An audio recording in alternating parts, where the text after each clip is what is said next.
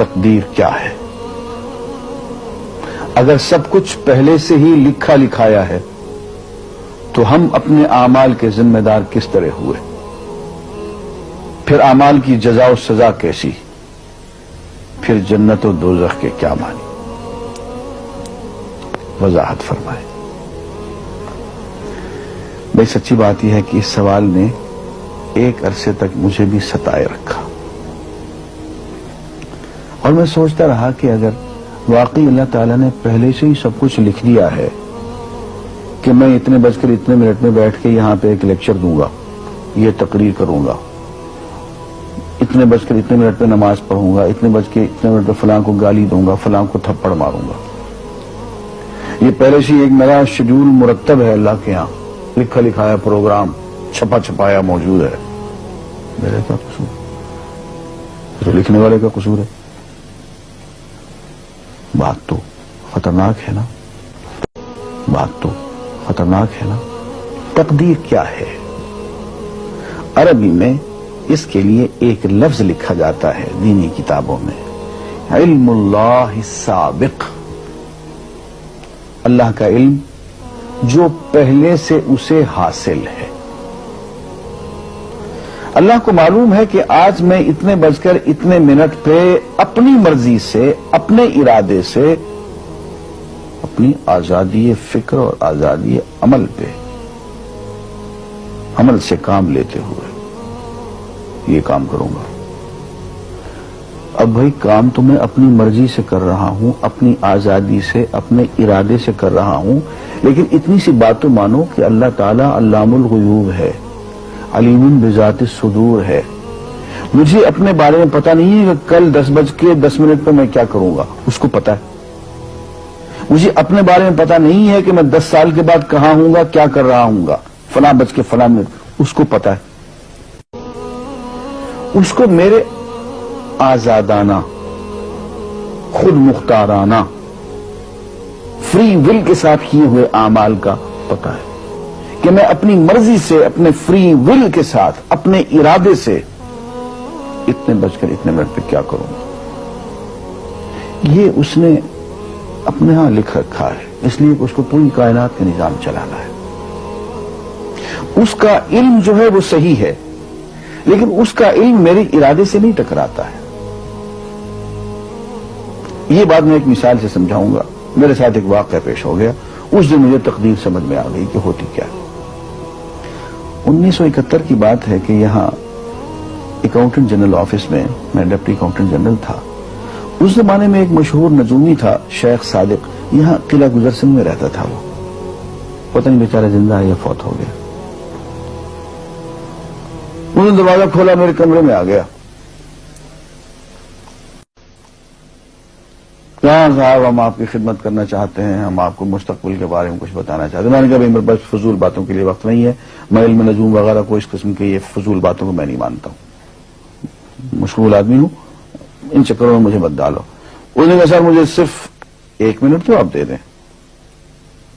میں نے کہا ہاں 1 منٹ دیتا ہوں۔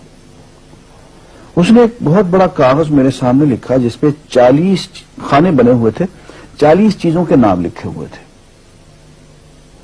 مختلف چیزوں کے نام، کتاب، قلم، اینک، کاپی، دوات، پینسل، میز، بادل، برکھا، مسجد، مندر، ایسی ایٹ رینڈم چیزوں کے نام، 40 چیزوں کے نام لکھے ہوئے تھے۔ انہوں نے کہا صاحب آپ ان میں سے کسی ایک چیز پہ انگلی رکھ دیں یا اس کا نام آپ اس کاغذ پہ لکھ دیں۔ اور مجھے یہ کہتے کہتے اس نے ایک پیس آف پیپر میری میز سے اٹھایا اور اس پہ کچھ لکھا اور اس کو یوں الٹا کے رکھ دیا۔ میں نے کہا تم نے یہ کیا کیا؟ کہنے لگے جی میں نے وہ چیز لکھ دی ہے، وہ نام جو ابھی آپ لکھیں گے۔ تو اب میں پریشان ہو گیا۔ تماشا کی بات ہے نا کہ جو چیز میں سوچ سوچ کے اپنے ارادے سے، اپنی مرضی سے ابھی لکھوں گا، اس نے پہلے جو لکھے وہاں رکھ چھوڑ دیے میرے سامنے۔ اب میں سوچ میں پڑ گیا کہ یار وہ چیز لکھوں جو اس نے نہ لکھی ہو، کبھی میں اس کا ارادہ کروں، کبھی اس کا ارادہ کروں، تنگ آ کے آخر میں نے کسی ایک چیز کو لکھ دیا، میری یہ ہے۔ اس نے جب وہ الٹایا تو وہ وہی چیز نکلی۔ اب پتہ نہیں یہ کیا چکر تھا اس کا، خدا ہی جانے۔ کوئی اس کا علم ہوگا، کوئی فن ہوگا، کوئی تک بازی ہوگی، تک بندی ہوگی کوئی. لیکن اس دن مجھے پتا چلا کہ یار اس کو جو کچھ میں نے لکھا ہے اپنے ارادے سے لکھا ہے، اپنی مرضی سے لکھا ہے، اس سے پابند ہو کے نہیں لکھا. کبھی اس میں انگلی لگاتا تھا، کبھی اس پہ، کبھی اس پہ، آخر چن کے ایک لکھا میں نے. لیکن اس بخت کو پہلے سے پتا تھا کہ میں کیا لکھنے والا ہوں، اور اس نے پہلے سے وہاں لکھ کے رکھا ہوا تھا. میں نے کہا یار ایک محدود علم والا آدمی میرے آئندہ کے اعمال کو اپنے ہاں لکھ کے رکھ سکتا ہے. چن کے وہ عمل میں اپنی مرضی سے کر رہا ہوں، اپنے ارادے سے کر رہا ہوں، کوئی مجبوری نہیں ہے اس میں. لیکن وہ میری مرضی والا عمل، میرے اپنے ارادے سے کیا ہوا عمل، پوری آزادی کے ساتھ کیا ہوا عمل، اس نے پہلے سے اپنے یہاں لکھ کے رکھا ہوا. یار اگر یہ انسان کر سکتا ہے تو رحمان کیوں نہیں کر سکتا؟ اس نے میرے سارے اعمال جو میں آئندہ چل کے کرنے والا ہوں، وہ سارے کے سارے اعمال اس نے اپنے یہاں لکھ کے رکھے ہیں.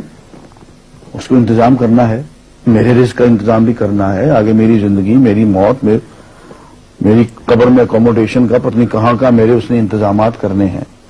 تو میرے بارے میں اس نے سارا ڈیٹا کلیکٹ کر کے رکھا ہوا ہے اپنی انفارمیشن کے لیے کہ یہ اپنی مرضی سے کیا کیا کچھ کرے گا. تو اس کے لکھے ہوئے ہونے سے میری مرضی ختم نہیں ہوتی، میری ذمہ داری ختم نہیں ہوتی، میرا ارادہ، میری فری ول ختم نہیں ہوتی. یہی وجہ ہے کہ ہم جو اعمال کرتے ہیں اس میں سے اللہ تعالیٰ اس کی کچھ ذمہ داری ہم پہ ضرور ہوتی ہے. کچھ کام اللہ تعالیٰ کا ایک نظام ہے، اس میں شاید ہماری ذمہ داری نہ ہو، وہاں جبر ہو.